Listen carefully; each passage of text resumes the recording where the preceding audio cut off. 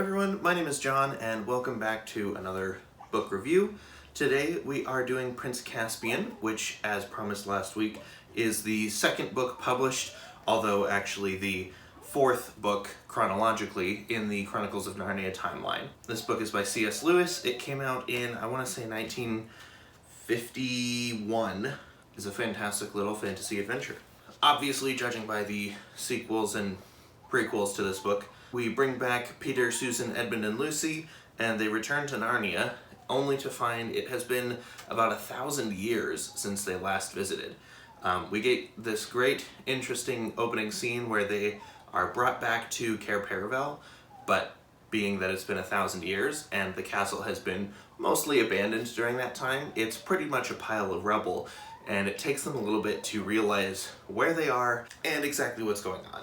They do eventually find their gifts that they received from Santa in the last book, Father Christmas, I think it was technically. They also meet up with some more great friendly characters.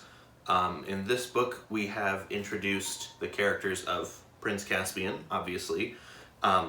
Prince Caspian, who I believe is pictured here on the front, blowing Susan's horn. Prince Caspian is a Telmarine, and the Telmarines are a group of humans from, it's implied that they're from the west in Narnia, and the wildlands to the west are kind of a big mystery in the Narnian lore. But Caspian is the 10th of his line, and the Telmarines have come and settled in the west of Narnia, somewhere near Lantern Waste, and pretty much abandoned the coast because it's said that they're scared of what comes from the east, where the Great Eastern Sea is.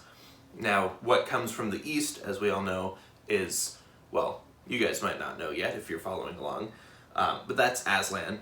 Aslan himself comes from the east, and eventually the Pevensies get together with Caspian, along with some other great characters like Truffle Hunter, the Badger, Reepicheep the Mouse, one of my all-time favorite characters. Trumpkin and Nickabrick, I want to say, are the two dwarves, although one of them is not such a great dwarf.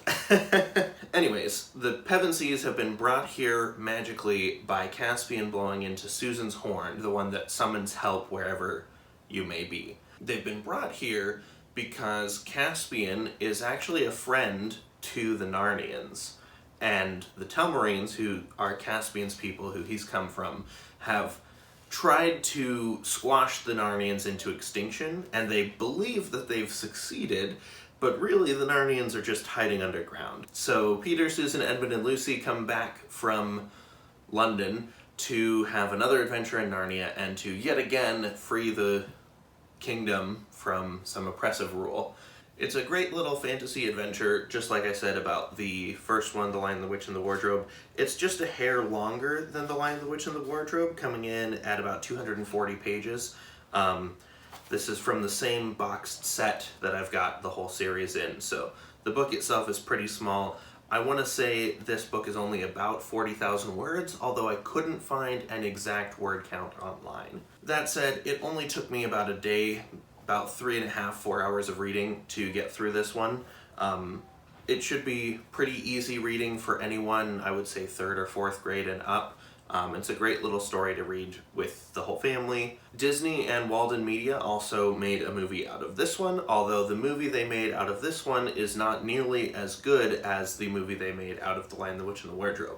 As I said last week, The Lion, the Witch, and the Wardrobe movie sticks very closely to the source material, and it really pays off because you get a really good movie out of The Lion, the Witch, and the Wardrobe. Prince Caspian it's still decent. It's not a bad movie. It is watchable.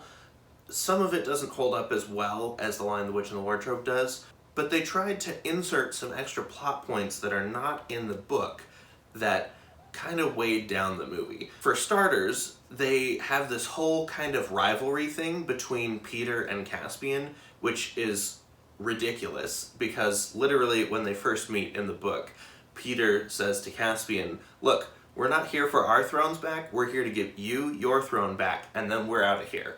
He's very clear about that up front. There's no tension or worry about that or anything.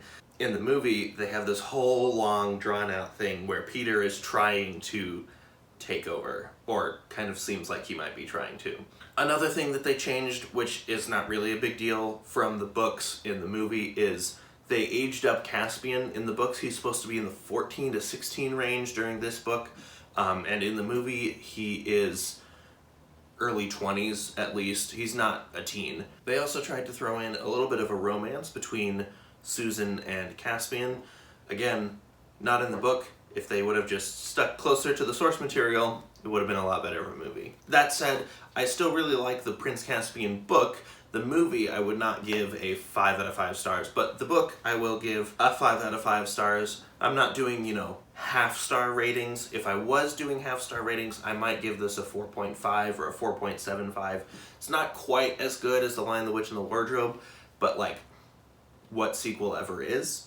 That said, I have some very strong feelings about The Voyage of the Dawn Treader, so that is the next book in the chronology. That'll be the next book that I'll be reviewing.